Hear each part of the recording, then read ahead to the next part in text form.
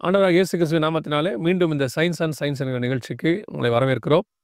தொடர்ச்சியாக நாம் இந்த சயின்ஸ் நிகழ்ச்சி வழியாக வேதாகமத்துக்கு எதிராக சொல்லப்படுகிற கருத்துகள் எவ்வளவு தவறானவை என்பதை நாம் வசனத்திலிருந்தும் உலக பிரகாரமான நடைமுறையிலிருந்தும் நாம் பார்த்துக்கிட்டே இருக்கிறோம். தொடர்ச்சியாக போன வாரமும் இந்த வாரம் அடுத்த வாரம் இந்த 3 வாரமும் ஒரு டாப்பிக்கை பற்றி பார்க்குறோம். என்ன அப்படின்னு கேட்டிங்கன்னா, பரிணாம வளர்ச்சி கொள்கை, அதாவது எவல்யூஷன் தியரி அப்படின்னு சொல்லுவாங்க. இது எப்படி தவறானது, இது எப்படி நம்ப தகுந்தது அல்ல என்பதைத்தான் நம்ம பார்த்துக்கிட்டே இருக்கிறோம். குறிப்பாக அதில் என்னவா பார்க்குறோம் அப்படின்னு கேட்டிங்கன்னா, ஃபஸ்ட்டு இந்த எவல்யூஷன் தியரிக்கு அடிப்படை இருக்கா, அதோடைய காரணம் ரீசன்ஸ் அதில் பார்த்தீங்கன்னா, எப்படி நாம் கிரியேட் பண்ணப்பட்டிருக்கோம், அதில் ஒன்று நம்முடைய மூளை எப்படி அதை கிரியேட் பண்ணான ஆண்டவர், அது எப்படி இருக்குது, அது எவ்வளோ மகத்துவமாக இருக்குது அப்படின்றத பார்த்தோம். அதுக்கு ஒரு ஈக்குவல்னு சொல்லக்கூடாது, உலக பிரகாரமாக த பெஸ்ட் என்று சொல்லக்கூடியதான கம்ப்யூட்டரோட மூளை போல செயல்படக்கூடியதான இந்த சிப்பை பற்றியும் பார்த்தோம். ஸோ இதெல்லாமே கம்பேர் பண்ணி என்ன சொல்ல வரோம் அப்படின்னா, எவல்யூஷன் தியரி எவ்வளவு தப்பாக இருக்குது அப்படிங்கிறது தான். இன்றைக்கும் அதே மாதிரி ஒரு விஷயத்தை தான் நம்ம பார்க்க போகிறோம். நம்மோடு கூட சகோதரர் ரூபன் அவர்கள் வந்திருக்கிறாங்க. வாங்க நம்ம நிகழ்ச்சிக்குள்ளே போகலாம்.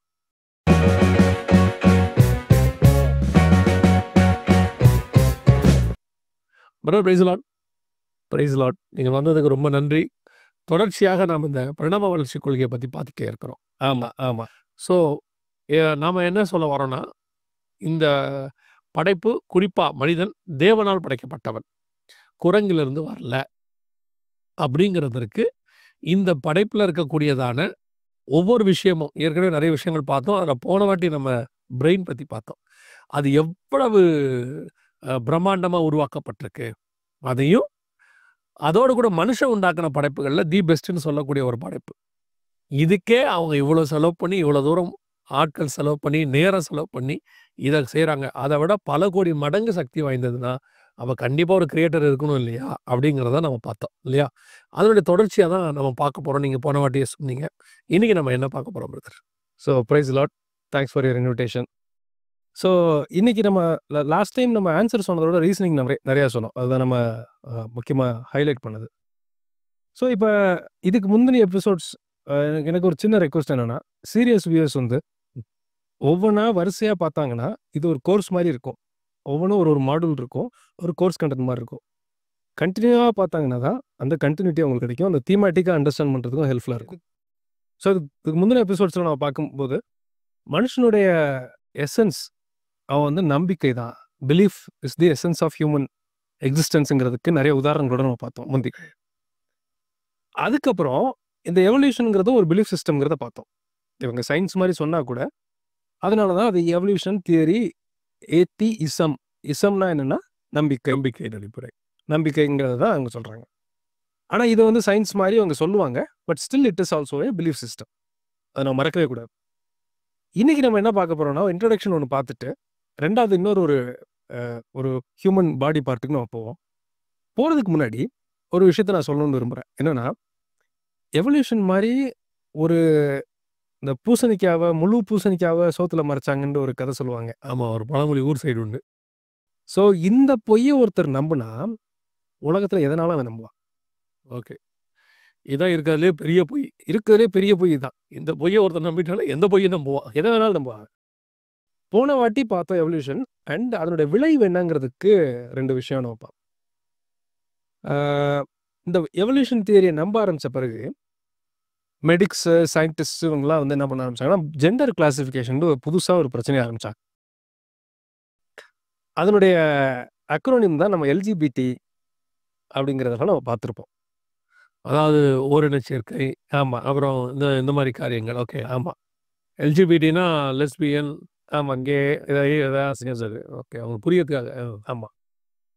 இதெல்லாம் வந்து ஒரு 1950, 60, 70களில் ஃபேமஸ் ஆச்சு. அப்புறம் இவங்க என்ன பண்ணாங்க, புதுசாக ஒரு ஜெண்டர் சேர்த்தாங்க, கியூ. அதுக்குள்ளே டீட்டெயில்ஸ்குள்ளே நான் போகலை, பட் அதில் இன்னொரு ஜெண்டர் சேர்க்குறாங்க, எல்ஜிபிடி கியூ. எனக்கு அது நீங்கள் சேர்த்தது சொன்னீங்க இல்லையா, அதனால் ஒரு சின்ன கிளாரிஃபிகேஷன் எப்போவுமே நான் கொடுத்துருவேன். அதனால் இதில் டி சேர்க்கக்கூடாது. எல்ஜிபிடின்னு இருக்கு இல்லையா, டீயை வந்து அவங்க சேர்க்கக்கூடாது. ஏன்னா டீங்கிறது டிரான்ஸ்ஜெண்டர் இதில் வந்து டிஃபர் ஆவாங்க. எல்ஜிபி இருக்காங்க இல்லையா, இவங்கெல்லாம் வந்து இவங்களுடைய சிந்தனையின் அடிப்படையில் நடக்குங்கிறது பாவம். ஆமாம். டிரான்ஸ்ஜெண்டர்ங்கிறது வந்து இயற்கையாவே உங்கள் சரீரத்துக்குள்ள இருக்கக்கூடியதான ஒரு மாற்றம். இவங்க இவங்களுடைய வீக்கான கருத்துக்கள இந்த மாரி ஆட்கள சேர்த்துக்கிட்டு ஸ்ட்ராங் பண்ண விரும்புறாங்க. அதனால தான் அது எல்ஜிபிடின்னு அவங்கள சேர்த்துக்கிட்டாங்க. டிரான்ஸ்ஜெண்டர் இதுல வரக்கூடாது. நியாயமா பார்த்தா. சரி நீங்க சொல்லுங்க. ஸோ அதுக்கப்புறம் வந்து பார்த்தீங்கன்னா, கியூன்னு ஒண்ணு சேர்த்தாங்கன்னு நான் சொன்னேன். அப்புறம் இன்னும் ஒரு 10, 15 வருஷங்களுக்கு அப்புறம் கியூஐஏன்னு ஒண்ணு சேர்த்தாங்க. அப்புறம் சேர்த்துக்கிட்டே போனா ஒரு 20, 30 ஜெண்டர் டிசைன் பண்ணிட்டாங்க. எல்லாத்தையும் சேர்த்தோம்னா 26 எழுத்தையும் போடணும். இங்கிலீஷ்ல இருக்க ஆல்ஃபபெட்ஸ்ல இருக்க 26 லெட்டரையும் போட முடியாது. அதனால ப்ளஸ்ன்னு ஒண்ணு சேர்த்துக்கிட்டாங்க. அப்புறம் அப்படியே இந்த காலங்கள் போயிட்டு இருக்கும்போது 2015ல புதுசா ஒரு ஜெண்டர் சொன்னாங்க. அது என்ன ஜெண்டர்னா, astral gender. Astral gender. Okay. இதுக்கு என்ன டெஃபினிஷன்னு பார்த்தா, a gender which is related to space. வானவியல். அதாவது வானத்திற்கு சம்பந்தப்பட்ட அதோட தொடர்புடையதான ஒரு ஜெண்டர். அப்படின்னா?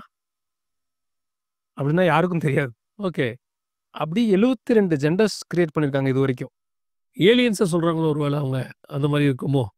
ஏலியன்ஸ்ன்னு நெனச்சாங்கன்னா ஏலியன். ஓகே. ரைட். இதெல்லாம் எதுக்கு நான் சொல்ல வரேன்னா, இந்த பொய்ய நம்புனா, எந்த பிலீஃபையும் அவங்க நம்புவாங்க. இன்னும் ஒரு 25 ஜெண்டர சேர்த்து, இன்னும் 10 வருஷத்துல 100 ஜெண்டருக்கு மேல கொண்டு வந்துருவாங்க. இதெல்லாம் அவங்களுடைய நம்பிக்கையின் அடிப்படையில இருக்கு. இது எல்லாத்துக்கும் காமனா இருக்க விஷயம் நம்பிக்கை தான். இது எல்லாமே அவங்க நம்புறாங்க. நம்புறாங்க. இது ஒரு ஜெண்டர் அப்படின்னு சொல்லிட்டு. இப்ப ரீசென்ட்டா கனடால நான் ஊழியத்துக்கு போனபோது அங்க ஒண்ணு பார்த்தேன். எனக்கு அது வந்து ஜெண்டருக்குள்ள வருதா? இல்ல வந்து பாவத்துக்குள்ள வருதா? இல்ல பைத்தியக்காரத்தனத்துக்குள்ள வருதான்னு எனக்கு புரியல எனக்கு. என்னன்னா, நீங்க உங்கள பெண்ணா நெனச்சுக்கிட்டா பெண். ஆனா நீங்க டிரான்ஸ்ஜெண்டர் கிடையாது. You are physically normal. But உங்க மைண்ட்ல நீங்க பெண்ணா நெனச்சுக்கிட்டீங்க. அப்படின்னா நீங்க பெண் ஆயிட்டீங்க. அதுல இருக்கிற கொடுமையான என்னன்னா, ரெஸ்ட் ரூம் போகும்போது பெண்ணோட ரெஸ்ட் ரூமுக்கு நீங்க போலாம். அவங்க ஒருவேளை நீங்க உள்ள வந்துட்டீங்கன்னு சொன்னா, இல்ல ஐ அம் லேடி அப்படின்னா தே வாண்ட் டூ அக்செப்ட்.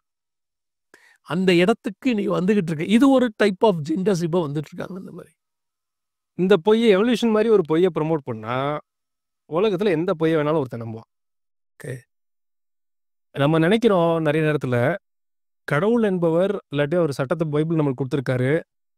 அவர் ஏதோ நித்தியத்துக்கு மட்டும் நம்மளுக்கு குடுத்திருக்காருன்னு நெனைக்கிறோம். நெறைய பேர் அப்படித்தான் நெனச்சுக்கிறோம். ஆனா அப்படி கிடையாது. இயேசு கிறிஸ்து மேலயும், இந்த பைபிள் மேலயும் இருக்க நம்பிக்கைய எடுத்துட்டா, ஒரு சின்ன எக்ஸாம்பிள் சொல்லணும்னா, அந்த தேர பத்தி நான் படிச்சுக்கிட்டு இருந்தேன். ஆசியா கண்டத்திலேயே பெரிய தேர் வந்து தமிழ்நாட்டுல தான் இருக்காம். அந்த தேருடைய உயரம் வந்து பார்த்தீங்கன்னா, 96 அடின்னு சொல்றாங்க. 96 அடின்னா 10 மாடி கட்டடம். அப்ராக்ஸிமேட்டா 360 டன் அல்லாட்டி 3.5 லட்சம் கிலோ வெயிட்டாம். இதுல எல்லாம் இந்த தேர்ல இருந்தாலும், அச்சாணின்னு ஒண்ணு இருக்கும் தேருக்கு. ஆமா. கீழ ஒரு ஆணி வீல்ல கனெக்ட் பண்ணி வச்சிருப்பாங்க. வீலுக்கு வெளியில அந்த வீல் வெளியில வராம இருக்குது. அத கழட்டிட்டா, கொஞ்ச நேரம் போயிட்டு அதுக்கப்புறம் தானாவே மொத்த தேருமே நின்னு போயிரும். விழுந்துரும். அதுல 360 டன் போய் ஆளுங்க மேல ஏறுனுச்சுன்னா என்ன ஆகுங்கிறது நம்ம யோசிக்கவே முடியாது. இல்ல இருக்கு. நடந்திருக்கு அது மாரி சம்பவங்களும் நடந்து. காடும், இந்த பைபிளும் ஆ இது வந்து ஏதோ ரட்சிப்புக்கு மட்டும், ஆவிக்குரியதுக்கு மட்டும் கிடையாது.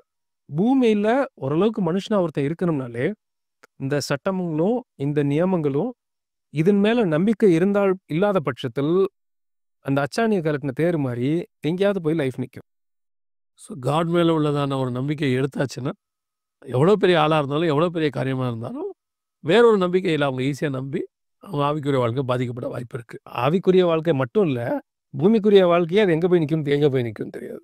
ஸோ காடுங்கிறவர் தான் அந்த பைபிளும், கிறிஸ்துவும் தான் ஃபவுண்டேஷன் ஆஃப் லைஃப். உலகத்தினுடைய மொத்த அஸ்திவாரமும் அவரா தானே இருக்கு. அவரா தான் இருக்கிறாரு. அவர் மேல நம்ம வைக்கிற நம்பிக்கை தான் நம்ம லைஃப அந்த தேரு ரைட்டான டைரக்ஷன்ல போகுமா, இல்லாட்டி கவுந்து போகுமாங்கிறதுக்கு இருக்கிற வித்தியாசமே. உலக பிரகாரமா இருக்க மனிதர்களுக்கும் இது பொருந்தும். உலக பிரகாரமான இருக்க மனிதர்களுக்கும் இது பொருந்தும். Okay, okay. ஸோ அத நம்ம மறக்கவே கூடாது. ரைட். இவ்வளோ சொல்றோம் இல்லையா? இப்ப இந்த எல்ஜிபிடி 72 ஜெண்டரு, இதுக்கு ஒன் ஆஃப் தி மூல காரணமா நான் பார்க்கிறது, இந்த சயின்டிஃபிக் ஏத்தியிசமும், எவல்யூஷனும். அந்த கிரியேஷன்லேருந்து கொண்டாந்தாச்சு வெளிய. கொண்டாந்தாச்சு. அவன் பொம்பளைன்னு நெனச்சா பொம்பள, ஆம்பளைன்னு நெனச்சா ஆம்பள. வானத்துல இருந்து வந்த ஏலியன் ஜெண்டர் நானு அப்படின்னு ஒருத்தன் நெனச்சா, அது அவன். அதுக்கு ஒரு பேர மட்டும் இவங்க வச்சு, ஒரு டெஃபினிஷன போட்டு புக்ல பப்ளிஷ் பண்ணி முடிச்சுருவாங்க. சமீபத்தில நான் ஒரு ரியாலிட்டி ஷோல பார்த்துட்டு இருந்தேன். YouTubeல பார்த்துட்டு இருந்தேன். வித்தியாசமான மனிதர்கள் அப்படின்ட்டு அவங்களுடைய வித்தியாசமான நம்பிக்கைகளை வந்து பேசுறாங்க. அதுல ஒரு ரொம்ப இன்ட்ரெஸ்டிங்கா ஒருத்தர் வந்து பேசினாரு. ஒரு டாக்டர் நான் போய் படிச்சேன். அப்புறம் நான் டிஸ்கன்டினியூ பண்ணிட்டு வெளில வந்துட்டேன் அப்படின்ட்டு அவர் ஒரு மாத்திரையை கொண்டு வந்திருக்காரு. அந்த மாத்திரை பேரு கோர்ஸ். இந்த கோர்ஸ் மாத்திரைய ஒருவேளை ஃப்ளைட்ல ஒருத்தர் போயிட்டு இருக்கும்போது ஃப்ளைட்டை ஹைஜாக் பண்ணிட்டாங்கன்னு வச்சுக்கோங்க. இந்த மாத்திரையை சாப்பிட்டால் அந்த ஹைஜாக் பண்ணாலும் இவங்கள மட்டும் ரிலீஸ் பண்ணிடுவாராம். அது எப்படி? அப்படிலாம் கேட்கக்கூடாது. கொஸ்டினே கேட்கக்கூடாது. ஆமா. எவல்யூஷனுக்கு கொஸ்டின் கேட்கக்கூடாது. கொஸ்டின்லாம் நீங்க கேட்டீங்கன்னா அதை நம்ப மாட்டீங்க. ஓகே. அது மட்டும் இல்லாம அதுக்கப்புறம் சொல்றாரு. இப்போ நீங்க வந்து உங்களுக்கு ரயில்வே டிக்கெட் புக் பண்றீங்க. அதுக்கு ஒரு நான் மாத்திரை வச்சிருக்கேன். ம். உங்களுக்கு வெயிட்டிங் லிஸ்ட்ல இருக்கு. இந்த மாத்திரையை சாப்பிட்டுட்டு நீங்க ட்ரெயினுக்கு போனீங்கன்னா உங்க டிக்கெட் கன்ஃபார்ம் ஆயிடும். சரி. இன்னும் அடுத்த ஸ்டெப்புக்கு போயிட்டாரு. ஒரு ஊர்ல மழையே பெய்யல. அந்த ஊர்ல இருக்க ஜனங்கள் ஒரு 10 பேரோ 5 பேரோ இந்த மாத்திரையை 1 வாரம் போட்டா வார கடைசியில மழை வந்துரும். சரி, ரைட். ஆனா ஜனங்க இத நம்ப போறதில்ல. இப்ப தெரியும். கேட்கும்போதே நமக்கு கேட்கும் தெரியும். ஒரு சிலர் தான் அத நம்ப யாராவது இந்த மாரி நீங்க சொன்ன ஐக்யூ இல்லாத ஆள் சொன்னீங்கல்ல, ஆமா, அந்த மாரி ஆட்கள் நம்பலாம். நம்புவாங்க. ஆனா என்னைய கேட்டா, இத நம்ம பார்த்து சிரிக்கிறோம் இல்லையா? அ இத பார்த்து சிரிக்கிறத விட, எவல்யூஷன்ங்கிற கதை இத விட பெரிய கதை. ஓ! இவங்க சொல்ற பொய்ய விட அது பெரிய பொய்யுங்கிறீங்க. பெரிய பொய். ஓகே. ஆனா ஆமா. அதாவது அத சயின்டிஃபிக்கலா சொல்லாம எவல்யூஷன நீங்க ஒரு ஒரு ஸ்டோரியா நரேட் பண்ணி பாருங்க. ஒரு நாள் ஒண்ணும் இல்லாத இடத்துல இருந்து ஒண்ணு வெடிச்சுச்சு. என்ன வெடிச்சுச்சு தெரியாது. தெரியாது. எங்க வெடிச்சுச்சு தெரியாது. தெரியாது. அது எப்படி இருந்துச்சுன்னா, ஒரு முட்டை சைஸ்ல இருந்துச்சு. ஒண்ணுதுலன்னா என்னன்றது நமக்கு தெரியாது. தெரியாது. அப்படி வெடிச்சதுலேருந்து millions and millions of stars, millions and millions of காரியங்கள் நடந்திருக்கு. அதில தான் பூமி வந்திருக்கு. அதுக்கப்புறம் பூமி மேல மட்டும் மழை பெய்ஞ்சிருக்கு. மழை பெஞ்சு பூமி மேல குளிர்ச்சியாகி உள்ள சூடாயிருச்சு. இந்த குளிர்ச்சி சூடுக்கு நடுவுல உயிரினங்கள் உருவாச்சு.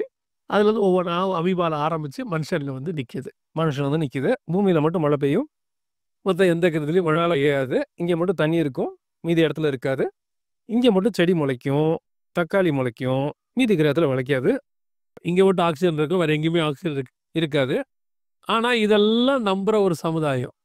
அப்ப நீங்க சொன்ன மாதிரி இவ்வளோ பெரிய பொய்ய நம்புறவங்க, இத பொய்ன்னுலாம் சொல்லக்கூடாது அப்ப. இவர் சொல்றதுல உண்மை கூட இருக்கலாம். ஏதோ நம்புனீங்கன்னா, இவர் சொல்றதெல்லாம் நீங்க தாராளமா நம்பலாம். அப்புறம் இவர கிண்டல் பண்ணக்கூடாது நம்ம. சிரிக்கலாம் கூடாது.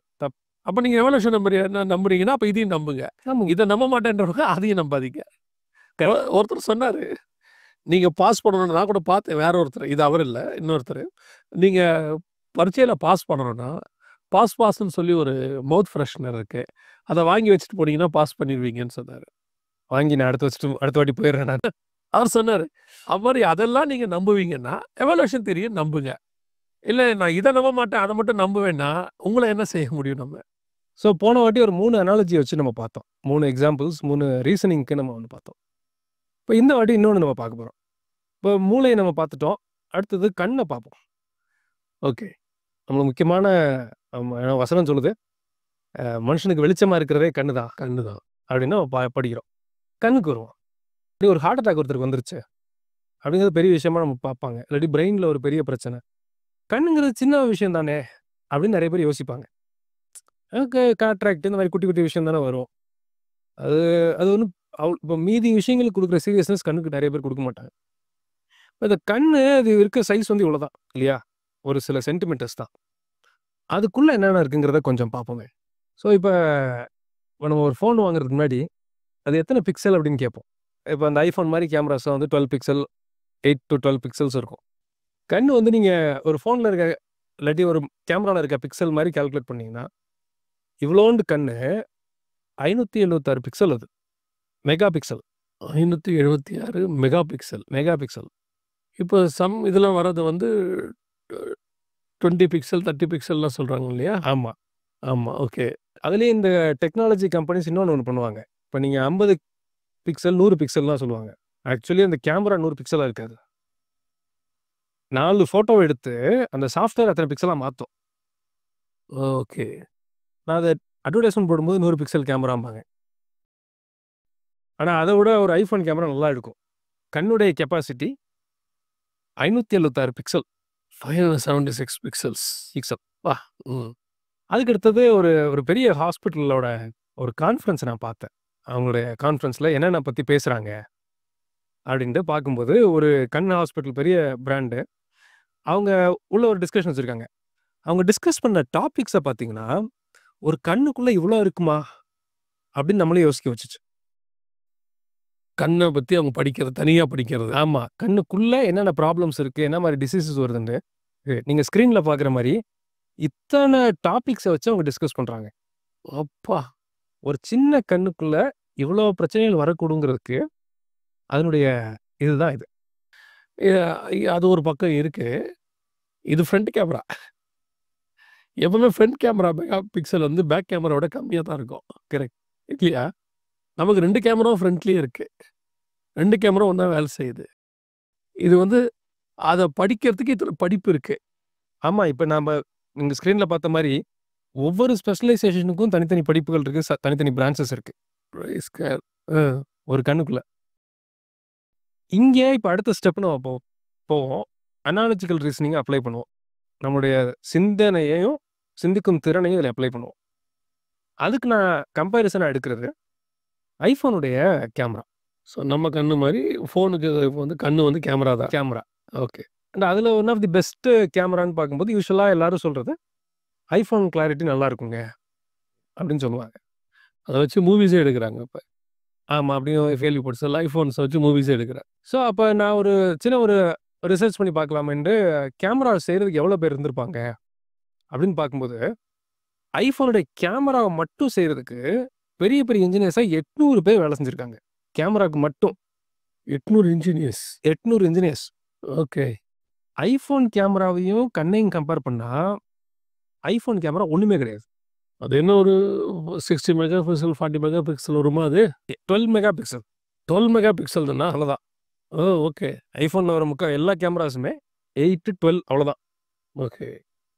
அத விட ஒரு 60 மடங்கு கிளாரிட்டிக்கு மட்டும் கண்ணு ஜாஸ்தி.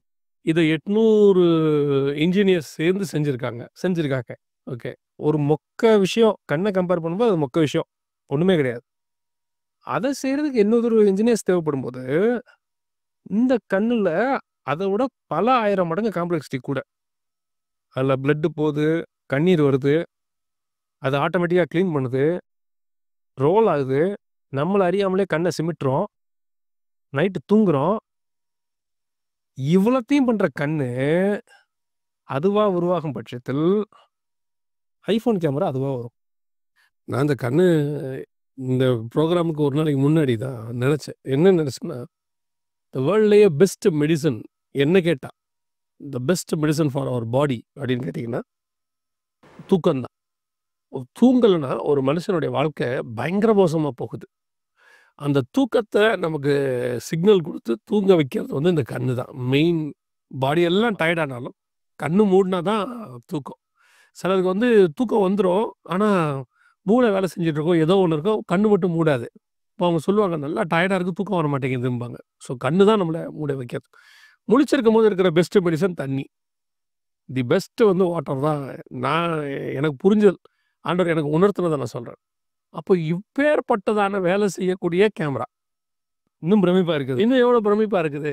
இவங்க ஒன்லி ஃபோட்டோ எடுக்கும். நல்ல கிளாரிட்டியா எடுக்கும். அவ்வளோதான். அதில உள்ளது வந்து கிளாரிட்டி. பிக்சலுங்கிறது அதானே. துல்லியமா எவ்வளோ போனாலும் அந்த ஃபோட்டோ உடையாம, நமக்கு முகத்தில இருக்கிற பரு கூட அப்படியே கிளியரா தெரியும். கலராவே இருக்கும். எந்த கலர் எடுக்கிறோமோ அப்படியே இருக்கும். இவ்வளவே செய்யக்கூடியதுக்கு 800 இன்ஜினியர்ஸ் தேவைப்படுறாங்க. 12 pixel or 14 pixel or 20 pixel. சிலதில வந்து 30 பிக்சல் இருக்கு. சில ஃபோன்ஸ்லன்னு வச்சுக்கோங்களேன். பட் இருக்கிறது ஐஃபோன் தான் பெஸ்ட். இதுக்கே இவ்வளோ பேர் தேவைப்படுதுன்னா, 576 பிக்சல் மெகா பிக்சல் கேமரா. இத விட இன்னும் 1000 மடங்கு வேலை செஞ்சுட்டு இருக்கு. நீங்க சொன்ன மாரி உள்ளுக்குள்ள ரத்தம் போகுது. எனக்கு அத விட கண்ணுல ரொம்ப நான் பிரமிச்ச விஷயம் என்னன்னா, தி பெஸ்ட் சிக்னல். டாக்டர்ட்ட போனீங்கன்னா, இப்ப தான் வேற மாரி ஆயிட்டாங்க டாக்டர்ஸ் எல்லாம். அப்பலாம் டாக்டர்ஸ்ட்ட போனீங்கன்னா, கண்ண தான் பார்ப்பாங்க இப்படி வச்சு. கண்ணுல பிளட் இருக்கான்னு பார்ப்பாங்க. இத வச்சே கண்டுபிடிச்சுருவாங்க. ரத்த சோகை இருக்கு. கண்ணுல வந்து இதா இருக்குன்ட்டு. கண்ணு மஞ்சளா இருந்தா மஞ்சக்காமல. கண்ணு ப்ளூவா இருந்துச்சுன்னா, பாடியில விஷம் வந்துருச்சு. கண்ணு ரெட்டிஷ்ஷா இருந்துச்சுன்னா, அவங்களுக்கு ஏதோ ஒரு சூடு, பாடி ஹீட் ஆயிடுச்சு. இந்த கண்ணுடைய கலர வச்சே பல வியாதிய கண்டுபிடிச்சுருவாங்க. உள்ளுக்குள்ள இருக்கிற விஷயத்த. த வெரி இம்பார்ட்டன்ட்டான பொருள் வந்து இந்த கண்ணு நம்ம பாடியில. எவல்யூஷன் சொல்லுது குப்பையிலேருந்து வந்துருச்சு அதுன்னு. ஆமா. தானா வந்துருச்சு. இன்னொரு ஒரு சிம்பிளா சொல்றதுக்கு சொல்றேன். ஐஃபோன் கேமரால முன்னாடி டஸ்ட் அடைச்சுச்சுன்னா நம்ம தான் கிளீன் பண்ணணும். ஆமா. கரெக்ட். எடுக்கும்போதே கிளீன் பண்ணி தான் கிளீன் பண்ணிட்டு தான் எடுப்போம் நம்ம. ஆமா. இது கண்ணுல லைட்டா ஒரு சின்ன டஸ்ட் வந்துச்சுன்னா ஆட்டோமேட்டிக்கா தண்ணி சுரக்கும். கண்ணீர். கிளீனிங். அதுவே பண்ணிக்கும். அதுவே பண்ணிக்கும். அந்த டஸ்ட் வெளியில வர வரைக்கும் கண்ணி வந்துட்டே இருக்கும். தண்ணி வர வர அந்த டஸ்ட் வெளிய வந்துரும். தானாவே கொண்டு வந்து வெளிய தானா வெளிய வந்துரும். இந்த கண் அதுவா வரும்னு ஒருத்தரால நம்ப முடிஞ்சா, ஐஃபோன் கேமராலாம் அதுவா ஆட்டோமேட்டிக்கா ஒரு 10, 15 வருஷத்துல அதுவா வந்துரும். ஆமா. டஸ்ட் எல்லாம் போட்டு வச்சு ஒரு வீட்டு ரூமுக்குள்ள போட்டு வச்சுட்டீங்கன்னா, ஒரு 100 வருஷம் கழிச்சு அந்த இடத்துல வந்துட்டு ஐஃபோன் இருக்கும். அப்படின்னு சொல்லி அப்படின்னு வந்து அத நம்புறது ஈஸி. அத நீங்க நம்ப மாட்டேன் என்ன பைத்தியக்கார மாரி சொல்றேன்னா, அப்புறம் இது பேர் என்ன? இது அத விட பெரிய பைத்தியம்.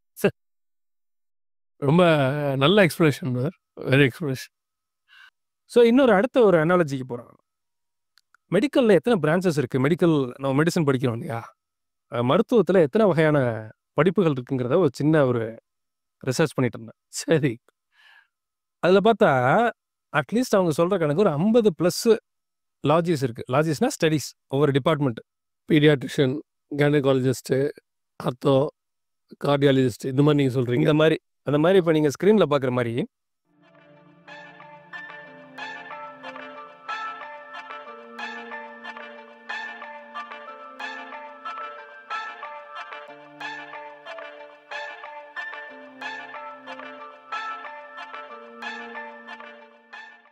மொத்தம் 50 வகையான படிப்பு இருக்கு. மெடிசன்ல மட்டும். மெடிசன்ல மட்டும், அந்த உடம்புக்கு மட்டும். எனக்கு தெரிஞ்சு முந்தியெல்லாம் ஒரு டாக்டர் தான் இருப்பாரு. 40 வருஷத்துக்கு முன்னாடி 3 மருந்து தான் இருக்கும். இந்த ஒரு டாக்டர் 3 மருந்து தான் மொத்த மக்களுக்கும். இப்போ ஒரு மனுஷனுக்கு 20 டாக்டர்ஸ் பார்க்குறாங்க. ஆமா. ஸோ இதில் முக்கால்வாசி இப்போ இந்த 50 வகை சொல்கிறேன் இல்லையா நீங்கள் ஸ்க்ரீனில் பார்த்த மாதிரி, இந்த முக்கால்வாசி படிப்புகள் பிரான்ச்சஸ்க்கு ஸ்பெஷாலிட்டி மெடிசன் வரைக்கும் இருக்கும். ஸ்பெஷாலிட்டினா எம்பிபிஎஸ் முடிச்சுட்டு அதுக்கப்புறம் ஸ்பெஷாலிட்டி எம்டி பண்ணுவாங்க, இல்லாட்டி எம்எஸ் பண்ணுவாங்க. அதுக்கு மேலே சூப்பர் ஸ்பெஷாலிட்டி இருக்குது. எம்டி படித்தவங்க டிஎம் போடலாம், எம்எஸ் படித்தவங்க எம்சிஹெச்னு ஒன்று படிப்பாங்க. இது ஒவ்வொரு பிரான்ச்சுக்குமே 10லேருந்து 12 வருஷம் படிக்கிறதுக்கு படிப்புகள் இருக்குது. ஓகே. எம்பிபிஎஸ் ஒரு 5 வருஷம், ஒரு எம்டி ஒரு 2 வருஷம், 3 வருஷம், 3 வருஷம். சரி டிஎம் ஒரு 3 வருஷம், 11 வருஷம் ஆயிப்போச்சு இதுவே. அதுக்கு மேலே ஃபெலோஷிப்னு இவங்க பண்ணுவாங்க கண்டினியூஸாக. அதுக்கு எல்லாத்தையும் படிச்சுக்கிட்டே இருப்பாங்க. போதாத குறைக்கு நான் நிறைய டாக்டர்ஸ் என்னோட பர்சனல் ஃபேமிலி டாக்டர்லாம் கேட்கும்போது, நான் ஒரு வாரம் கோர்ஸ் நான் சிஎம்சிக்கு போயிருக்கேன் பாரு, இன்னும் படிச்சுக்கிட்டு இருக்காரு. இப்போ நான் இதில் 2 அனாலஜி சொல்ல வரேன். என்னன்னா, ஒன்று இந்த மண், குப்பை, களிமண் இதெல்லாம் சேர்ந்து மின்னல் அடித்து உருவான விஷயத்த புரிஞ்சு கொள்ளாத அளவுக்கு நம்ம டம்பாக இருக்கணும். அதாவது இவ்வளோ படித்து வந்து இந்த குப்பையை வந்து கண்டுபிடிக்கிறாங்க, ரிசர்ச் பண்ணுறாங்கன்னா, அப்போ இவங்க எவ்வளோ பெரிய குப்பையாக இருக்கணும். அதுதான் எக்ஸாக்டாக இல்லையா? ஒரு குப்பையை ரிசர்ச் பண்ணுறதுக்கு பெரிய படிப்பு தேவையில்லை. அந்த ஒரு குப்பையை கிளறி உள்ளே இருக்குன்றது பார்க்குறதுக்கு படிப்பறிவு இல்லாத ஒருத்தர் குப்பை எடுக்கிறவரே அதை கண்டுபிடிச்சிருவார். இந்த குப்பை மண்ணெல்லாம் சேர்ந்து வந்து உருவான ஒரு கண்ணை நீங்கள் கண்ணு நம்ம உடம்புல இருக்க பகுதியில் பார்க்குறதுக்கு 50 டிசிப்ளின்ஸ் இருக்குது. ஒவ்வொன்றும் 10-12 வருஷம் படிக்கணும். இது அப்படி படிச்சுட்டு வர்றாங்கன்னா இவங்க எவ்வளோ பெரிய ஆளாக இருக்கணும், எவ்வளோண்டா இருக்கணும். இது அனாலஜி நம்பர் 1. இல்லாட்டி நம்மளை படைச்சாலும் சூப்பர் இன்டெலிஜென்ட்டாக இருக்கணும். இவ்வளோ படித்தும் இவங்களால அதை வந்து கண்டுபிடிக்க முடியலன்னா, அப்போ அவர் எவ்வளோ பெரியதான இன்டெலிஜென்டான வேலையை செஞ்சுட்டு போயிருக்காரு. எவ்வளோ பெரிய வேலையை அவர் பார்த்துருந்தா 300-400 வருஷமா 50-60 டிபார்ட்மெண்ட்ஸை வச்சுட்டு இன்னும் படிச்சுக்கிட்டு இருக்கிறோம். இந்த கண்ணை படிக்கிறதுக்கு இத்தனை பேர் தேவைப்படுது, இத்தனை வருஷம் தேவைப்படுது, இவ்வளோ செலவாகுதுன்னா, அப்போ இதை படைச்சவர் எவ்வளோ பெரிய விஷயத்தை படைச்சு வச்சுட்டு போயிட்டாரு. எவ்வளோ பெரிய சூப்பர் இன்டெலிஜென்ட்டாக இருக்கணும். ஓகே. இந்த 2 அனாலஜியில் உங்களுக்கு எது சரின்னு படுது? எனக்கு 2வது தான் எப்பவுமே சரின்னு படுது. எல்லாருக்குமே 2வது தான் சரின்னு படும். ஆமாம். ஆனால் அதுக்கும் மேலே இவங்க விருப்பத்துக்காக எதுவும் தொல்லை இல்லாமல் இருக்கணும் அப்படிங்கிறதுக்காக இவங்க எவல்யூஷனை நம்ம ஊரோட ஒத்துவாள். ஆமாம். இவங்க எல்லாரும் குரங்குலேருந்து வந்துட்டோம், அப்போ நம்மளும் குரங்குலேருந்து வந்துட்டேன்னு சொன்னால் தான் கரெக்டாக இருக்கும். இல்லைன்னா நம்மளை பிடிச்சி ஏதாவது சொல்லுவாங்க அப்படின்ட்டு இந்த கதையை நம்புகிறாங்க. இந்த அறிவாளிகள்லாம் இதை செஞ்சுக்கிட்டே இதை நம்புவாங்க. ஒன்று இந்த குப்பையை தேடுற நீங்கள் எல்லாரும் அதை விட கீழான ஆளாக இருக்கணும். ஏன்னா நீங்கள் குப்பையை தேடுறீங்க. இல்லை இது பயங்கர இன்டெலெக்சுவலான ஒரு விஷயத்தை யாரோ ஒருத்தர் செஞ்சுருக்கிறாரு, நாங்கள் அதை கண்டுபிடிக்க ரிசர்ச் பண்ணுறோம், பண்ணி முடித்து நாங்கள் நோபல் பிரைஸ் கூட வாங்குறோம். கரெக்ட். இல்லையா? ஆமா. அப்பன்னா இத கண்டுபிடிச்சவர் எவ்வளோ பெரிய ஆளு? அதையாவது நீங்க ஒத்துக்கணும். அதையாவது இவங்க யோசிக்கணும். யோசிச்சா பைபிள்ல கரெக்ட்டா வசனம் சொல்லுது. நம்மள படைச்ச தேவன் வந்து சங்கீதம் 147:5 சொல்லுது. நம்முடைய ஆண்டவர் பெரியவரும், மகா பலமுள்ளவருமாய் இருக்கிறார். அவருடைய அறிவு அளவில்லாதது. அவருடைய அறிவு அளவில்லாதது இங்கிலீஷ்ல இன்ஃபினிட்டின்னு இருக்கு. இன்ஃபினிட்டி. ஓகே. இன்ஃபினிட்டி ஞானத்த வச்சு அவர் படைச்சிருக்காரு. இன்னும் ஒரு 300, 400 வருஷம் நம்ம தாராளமா ரிசர்ச் பண்ணலாம். எனக்கு இன்னொரு வசனம் ஞாபகத்துக்கு வருது. சங்கீதக்காரர் சொல்லும்போது சொல்லுவாரு, "நீர் ஸ்தாபித்த சூரியனையும், சந்திரனையும் பார்க்கும் பொழுது, நீர் என்னை நினைப்பதற்கும், விசாரிப்பதற்கும் நான் எம்மாத்திரம்." இந்த சூரியன், சந்திரனுடைய படைப்பெல்லாம் நம்ம இன்னும் பார்க்கல. எம்மாத்திரம்னு சொன்ன இந்த உடம்ப தான் உடம்பையே பார்க்குறோம். இதுக்கே இவ்வளோ விஷயங்கள் தேவைப்படுது இவங்களுக்கு. இல்லையா? ஒருத்தர் சொன்ன ஒரு ஸ்லோகன் எனக்கு ரொம்ப ஈஸியா சொல்லி முடிக்க விரும்புறேன். ஏன்னா டைம் ஆயிடுச்சு. "When there is a creation, there must be a creator." அவர் சொன்னது எனக்கு ரொம்ப அழகா இருந்துச்சு. ஸோ ரொம்ப சந்தோஷம் பிரதர். இன்னும் ஒரு எபிசோட் இருக்கு. இதே பேஸ்ல நம்ம பார்க்க போறோம். கர்த்தருக்கு சித்தமானால் வருகை தாமதிக்கும்னு பார்க்க போறோம். இந்த நிகழ்ச்சிக்கு நீங்க வந்ததுக்கு ரொம்ப சந்தோஷம் பிரதர். ரொம்ப நல்லா எக்ஸ்பிளைன் இது ரொம்ப நல்லா யூஸ்ஃபுல்லா இருந்துச்சு. நிறைய பேருக்கு யூஸ்ஃபுல்லா இருக்கும்னு நான் நினைக்கிறேன். ஏன்னா இதுவரைக்கும் அப்படிதான் இருந்திருக்கு. நீங்க பார்க்குறவங்க வாய்ஸ் ஆஃப் பைபிள் அப்படிங்கிற சொல்லக்கூடிய சகோதரனுடைய யூடியூப் சேனல் இருக்கு. அதுல இந்த விஷயங்களும் வருது. அதோட அவர் போடுற காரியங்களும் வருது. அதையும் நீங்க போய் பார்க்கலாம். தொடர்ந்து எங்களுக்காக ஜெபித்துக் கொள்ளுங்கள். சகோதரனுக்காக ஜெபித்துக் கொள்ளுங்கள். கர்த்தருக்கு சித்தமானால் மீண்டும் உங்களை சந்திக்கிறோம். God bless you. Praise the lord. Praise the lord. Thank you.